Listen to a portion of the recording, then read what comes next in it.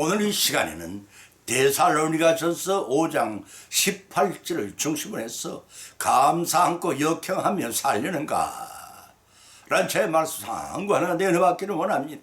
선진국의 대열에 들었으면 구걸한 거지들은 줄고 그 대신 지하도나 대합실이나 공원에 노숙하는 자들이 눈에 띄게 드러나는 게 추세라고 합니다.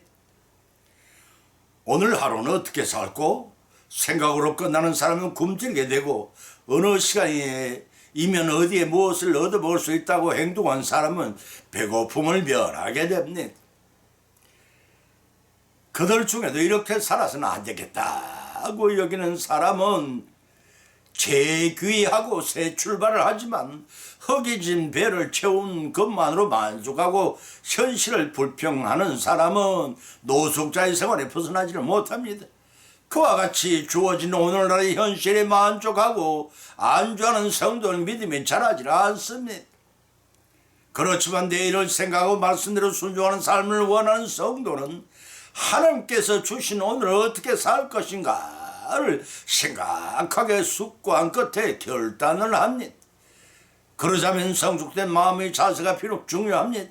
그것은 물질에 유혹당하지 않고 하나님이 주신 하루를 어떻게 살아서는 안 되겠다고 여기는 성도라면 주신 오늘 어떻게 살 것이나 깊이 생각합니다. 하루하루를 감사하는 마음으로 살아야 예비하신 복을 주십니다. 하루하루가 하나님의恩초로 주어졌음을 깨닫고 살 때 예비한 복을 성취해 누리시는 길을 찾는 이에게 열어주십니다. 결단코 역행하는 자에게는 열어주시지 않습니다. 과연 그런지 성경에서 이 세 가지 말씀을 발췌하여 본문을 삼고 상고하는 가운데 피차에 은혜받고 받은 말씀을 우리 생활하는 실천함으로써 풍성한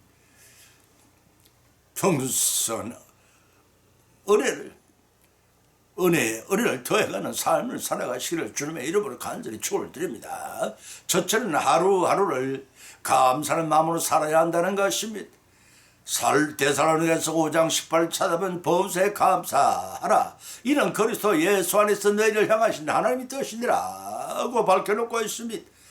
범사에 대한 감사는 반드시 메아리처럼 대단하옵니다. 그러나 그 감사를 자신의 행위로 여기는 자는 기쁨이 그것으로 끝납니다. 그렇지만 하나님께 범사에 감사는 더 큰 감사의 축복을 주십니다. 이것이 감사에 대한 성경적인 원리입니다. 아무리 어려운 수학 문제라도 그 공식의 원리를 파악하고 나면 쉽게 풀 수 있는 것처럼 하나님이 주시는 감사에도 그 원리를 파악하고 나면 기쁨이 배가 되고 감사가 꼬리를 무는 행복한 삶을 영위할 수가 있게 하십니다. 그런 감사는 이 지구상의 80억 인구 모두에게 날마다 공급할지라도 부족하지 않고 화수번처럼 항상 넘치는 감사에 대한 기쁨의 보고를 소유하고 계시는 하나님의 감사의 원천은 아무리 퍼부어주어도 바닥에 나지 않습니다. 날마다 그러한 행복한 삶이 우리에게 넘쳐나기를 하나님이 항상 원하시기 때문입니다. 그런데 우리는 왜 범사에 감사하지 못하느냐는 것입니다. 어떤 왕이 신하들에게 식사할 때마다 감사 기도를 드리지 않는 것을 봤습니다.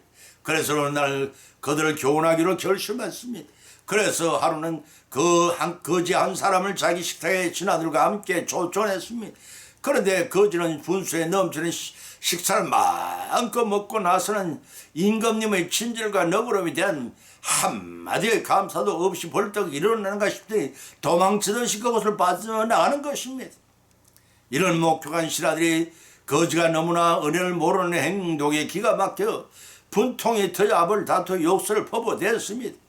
그러한 신하들의 모습을 잠시 물끄러미 바라보던 왕은 엄숙하게 그들을 향해 입을 열었습니다. 그대들도 저 거지와 똑같소. 그대들도 모든 것을 거저주시는 하나님께 감사드리지 않고 있지 않소? 사랑하는 성도 여러분, 우리 자신들은 어떠한 사람들이라고 생각하십니까? 보석이 흔한 돌과 다른 이유는 귀하다는 데 있습니다. 보석이 흔한 돌과 다른 데는 이유는 귀하다는 데 있습니다. 날마다 여유롭고 행복에 넘치는 생활하는 사람에게는 감사가 당연한 것으로 여겨질 것입니다. 그러나 환경이 급변하여 눈물의 빵을 먹어본 인생은 하나님이 주신 감사의 진가를 뼈저리게 느끼고 감사할 것입니다. 다윗의 도상에서 주님을 영접한 바울은 일평생을 복음 전파 사역을 위해 전도 여행을 하다가 굶주리기도 하고 죽을 고비도 몇 차례 넘기고 그런 고린도후서 9장 15절에 피력하기를 말할 수 없는 그의 은사로 인하여 하나님께 감사하느라고 신앙 고백을 하였습니다. 그렇게 고백한 그는 본문 18절에서 범사에 감사하라고 하였습니다. 하나님이 불변하시는 구원의 확신을 가진 성도는 이 세상의 어떤 상황, 역경 속에서 범사에 감사하게 될 것입니다. 이 땅의 삶은 영원 불멸의 천국 생활을 위하여 대장장이의 소리에 다듬어지는 그릇처럼 전국 배수로 만들어져 가는 연단의 과정일 뿐입니다. 이를 아는 자는 어떤 환경과 여건 속에서 자족하고 평화로운 삶을 누릴 때나 질고와 환란 중에서도 오직 천국 생활에 합당한 자로 만들어 가게 하시는 하나님의 은혜에 감사할 뿐입니다. 왜냐하면 성도들은 하나님의 주권과 창조 섭리에 따라 발생하는 모든 것들이 인간에게 진정 필요한 영원 구원을 위한 것임을 확신하는 신앙을 가진 자들이기 때문입니다. 로마서 8장 28절의 말씀입니다. 본문의 범사에 감사하는 사도 바울의 권유는 당시에 핍박과 환란에 직면한 데살로니가 교인들에게 주는 메시지였습니다. 이런 변하는 세상의 그 모습을 보고 감사하는 것이 아니라 그 이면에 담긴 하나님이 오묘하신 구원의 은혜의 가정임을 알고 감사하는 뜻입니다. 이런 시대를 초월한 진리 말씀입니다. 그래서 본문 말미에서 이는 그리스도 예수 안에서 너희를 향하시는 하나님의 뜻이라고 선언하고 있는 것입니다. 우리도 하나님의 뜻을 쫓아 감사하십시다. 범사에 감사하는 생활을 하십시다. 금년에는 범사에 감사하는 생활을 통해 하나님의 뜻을 잘 이루어 나감으로써 넘치는 감사가 충만한 교회 여러분의 가정과 우리 모두의 성난 믿음 순간이 되시기를 예수님의 이름으로 간절히 축원을 드립니다. 두 번째는 하나님의 인도하심을 순종하는 삶을 살아야 한다는 것입니다. 미가서 6장 8절을 찾으면 기록하기를 사람아 주께서 선한 것이 무엇임을 네게 보이셨나니 여호와께서 네게 구하시는 것이 오직 공의를 행하며 인자를 사랑하며 겸손히 네 하나님과 함께 행하는 것이 아니냐라고 하였습니다. 이 말씀은 기름진 제사보다 순종을 더 원하시는 하나님을 알는 것입니다. 여기서 기름진 제사는 오늘날 급치려면 풍성히 드리는 예배를 가리킨다고도 할 수 있습니다. 따라서 하나님께 원하시는 예배는 하나님의 뜻과 말씀을 쫓아 순종한 삶을 살기를 더 원하신다는 것입니다. 베드로후서 2장 22절을 찾아보면 기록하기를 참 속담에 이르기를 개가 그 토하였던 것에 돌아가고 돼지가 씻었다가 그 더러운 구덩이에 돌을 넣었다 하는 말이 저에게 응하였도다라고 밝히고 있습니다.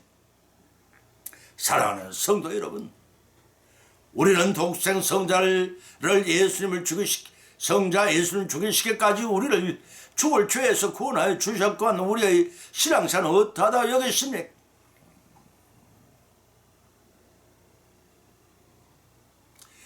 사랑하는 성도 여러분, 우리는 독생 성자 예수님을 죽이시기까지 우리를 죽음에서 구원하신 하나님의 그 은총과 사랑을 받았건만 우리의 신앙생활은 어떠하다 여기십니까? 개와 돼지처럼 그 토하였던 곳으로 되돌아가듯이 주님의 십자가 보혈로 씻은 우리의 정결한 몸을 다시 더러운 죄의 구덩이에 도로 눕는 어리석은 자가 아닌지 우리 한 번쯤 돌이켜봐야 하지 않겠습니까? 부모가 자식을 훈계하는 것은 자식들이 훌륭한 어른으로 성장하기를 바라듯이 하나님께서는 우리에게 성경의 성령을 통해 하라는 것보다 하지 말라고 금하는 것이 더 많은 것은 더욱 성숙된 성도로 믿음을 키워서 거기에 응당한 복을 주시고자 함이 있습니다. 그런데 우리 성도는 어쩌면 그렇게도 반항기의 소년들처럼 하나님이 검하시고 바른 길을 가기를 원하시는 일에 역행을 하고 불순종하여 하나님의 마음을 아프게 하시고 계십니까? 본문 8절에서는 하나님께서는 세 가지를 요구하셨습니다. 그 첫째는 공의입니다. 공평할 옳을의 성과 악을 공평하게 옳게 하는 하나님의 성품 중에 하나입니다. 어느 쪽에도 치우치지 않는다는 뜻으로만은 엄밀한 법을 지키시는 하나님이시라는 의미입니다. 따라서 공의로운 하나님의 뜻을 본마다 하나님 앞에서 올바른 삶의 도를 행하라는 것을 말합니다.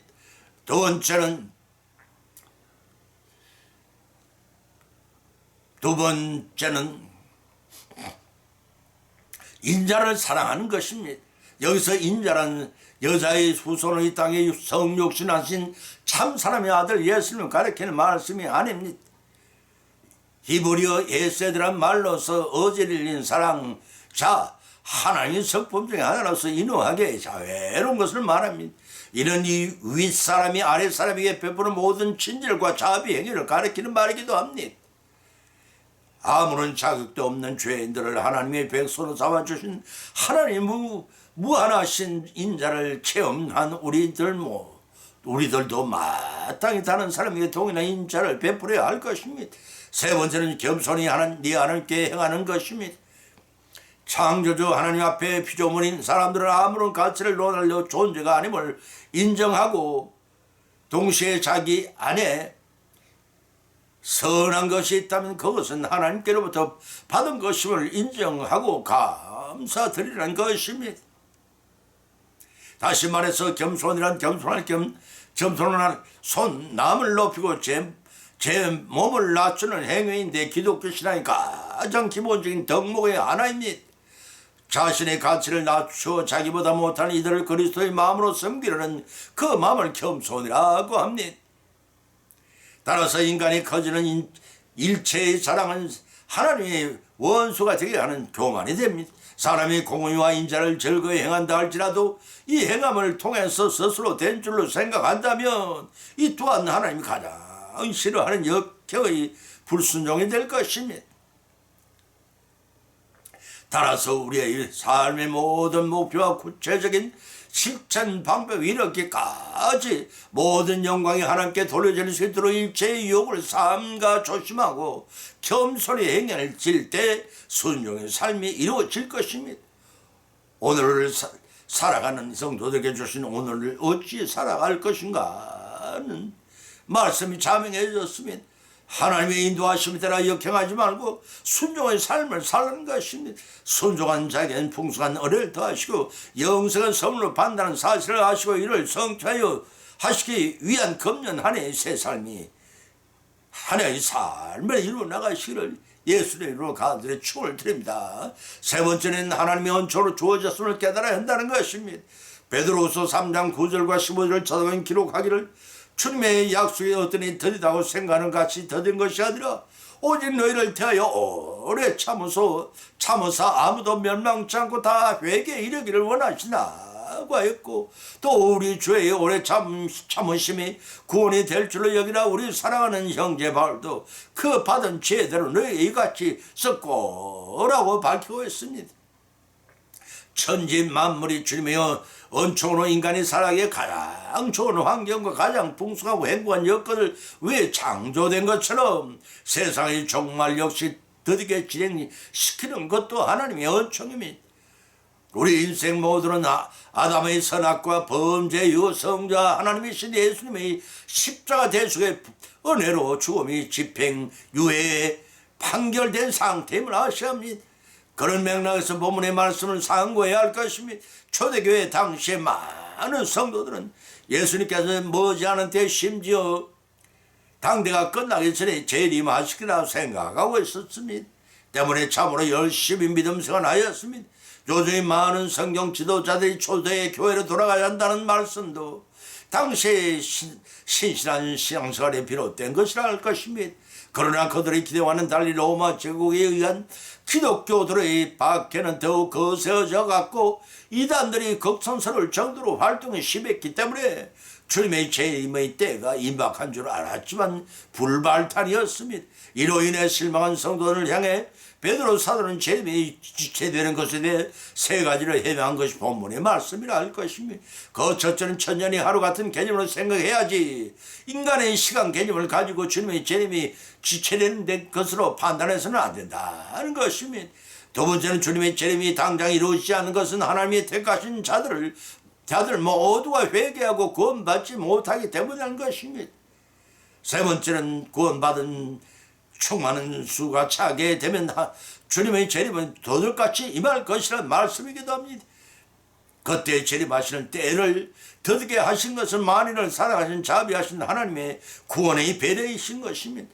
때문에 성도들은 주님의 재림이 언제 오느냐에 관심을 갖기보다 언제 오실지라도 맞이할 수 있는 소망을 갖고 살는 것입니다.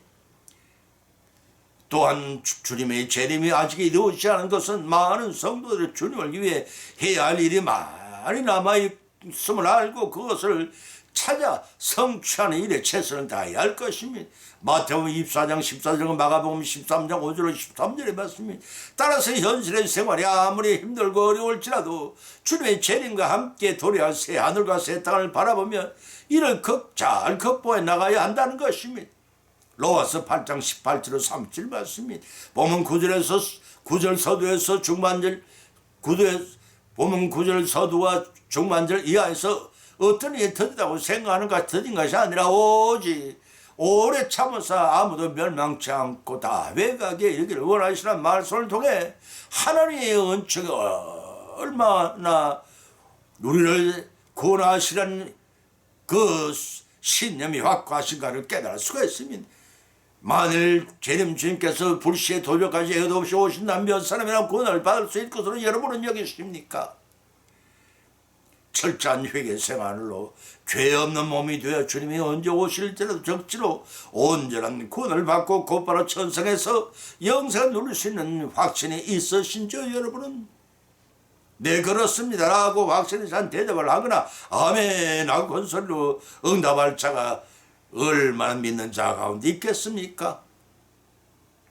그래서 오문 15절은 주님의 오래 참으심의 구원이 될 줄로 여기라. 우리 사랑하는 바울도 그 받은 제대로 이같이 썼고라고 하였습니다. 재림이 지연되는 것은 많은 영혼을 구원하신 내 목적의 손을 사도 바울은 또 베드로도 같이 여기어 있다는 것입니다. 하나님이 원하시는 충만한 구원의 숫자가 채워질 때 하나님의 구원의 문을 닫고 심판주로 지상에 재림하실 것입니다. 언제 오시느냐에 관심을 갖기보다는 언제 오실지라도 영광에 참여한 우리 모두의 축복받은 삶으로 나가시는 금년 한 해가 되시기를 예수님 이름으로 축원을 드립니다. 결론을 맺습니다. 오늘 본 말씀은 상황과는 관계 피차 믿음대로 은혜를 받았고 또한 세 가지 교훈을 받은 줄 압니다.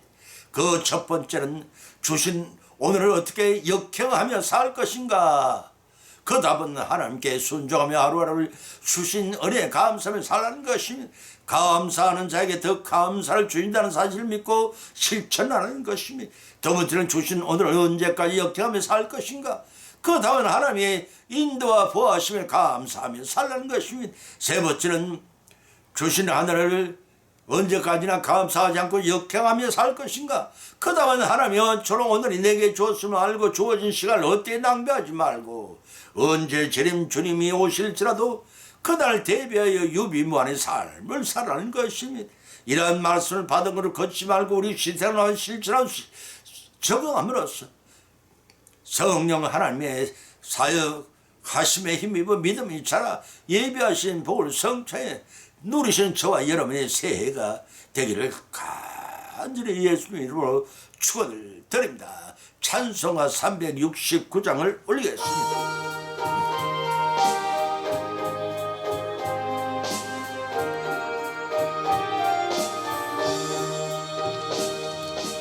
죄짐 맡은 우리 구주 어찌 좋은 친구인지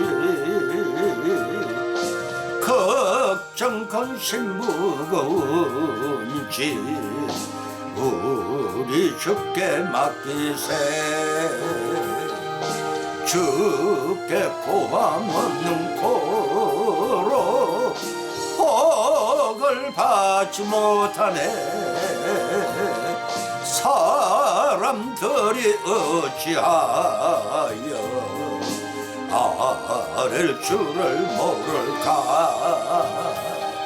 시험 걱정 모든 괴로 없는 사람 누군가.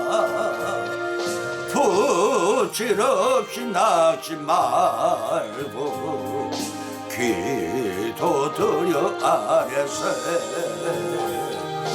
이런 진실하신 친구 찾아볼 수 있을까. 우리 약함 아시노니 어찌 아릴까.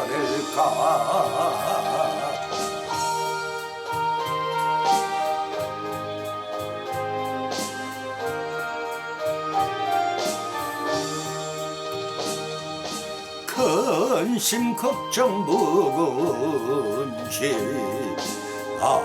아니 진짜 누군가. 피난처는 우리 예수님 주께 기도드리세. 세상 친구 멸시하고 너를 조롱하여도 예수님 품에 안겨서 잠든 위로 받겠네.